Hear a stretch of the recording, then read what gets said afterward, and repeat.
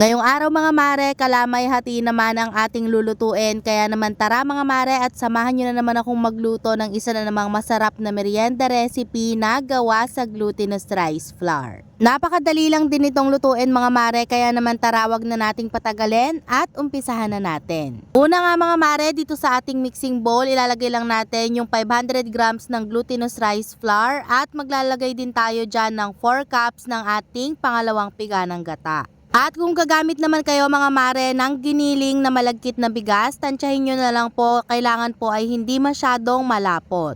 At after nga nating maglagay ng ating gata ay hahaluin lang muna natin ito gamit itong ating spatula o yung ating sandok. And after nyan mga mare ay gagamitan ko lang din ito ng hand mixer to make sure lang po na mahalo natin ito ng maayos. At kung wala naman kayong hand mixer mga mare ay okay lang naman, basta haluin lang natin ito ng maayos hanggang sa wala na pong mga buo-buo. At kapag nga po ganitong wala ng mga buo-buo ay okay na yan, so iset aside muna natin yan. At next naman mga mare, sa ating pan maglalagay lang tayo ng 2 pack ng Coco Mama o kaya kung gagamit po kayo ng fresh na gata ay 2 cups po ang ilagay ninyo. At pagkatapos naman mga mare ay naglagay lang din ako ng 2 cups ng dark brown sugar o kaya naman pwede kayong maglagay ng muscovado sugar kung available po sa inyo. At i-mix lang din natin to ng maayos mga mare hanggang sa ma-dissolve yung ating asukal, at kapag ganito po na kumukulo na, ilagay na natin yung ating langka at yung ating buko. At i-mix lang din natin to ng maayos mga mare and hintayin lang natin hanggang sa tuluyan na nga maluto itong ating langka at yung ating buko. Mas okay kasi mga mare kung maluto natin ng maayos itong ating langka at yung ating buko bago natin ilagay yung ating glutinous rice na tinunaw kanina para po hindi madaling masira yung ating kalamay. At kapag nga luto na yung ating buko at langka mga mare, ilagay na natin yung ating glutinous rice at gumamit lang din ako dito ng strainer to make sure lang talaga na hindi natin mailagay yung mga buo-buo kung meron mang buo-buo.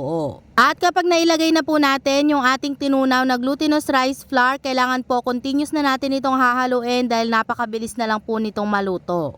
At kailangan din mga mare, nasa pinakamahinang apoy lang tayo dahil napakabilis talaga nitong magbuo-buo at may chance talaga na masunog yung ilalim. At pagkatapos nga ng mga ilang minuto mga mare na paghahalo ay ganito na yung kakalabasan ng ating kalamay. So kapag ganito na mga mare ay okay na po yan. At next naman, itatransfer na natin ito sa ating mga lagayan at naglagay lang din ako ng dahon ng saging sa ating mga lagayan para po hindi dumikit yung ating kalamay. At ayun lang mga mare, ganun lang kadali at meron ka ng napakasarap na pang merienda, ang kalamay hati. At hanggang dito na lang mga mare, thank you so much for watching, keep safe and God bless!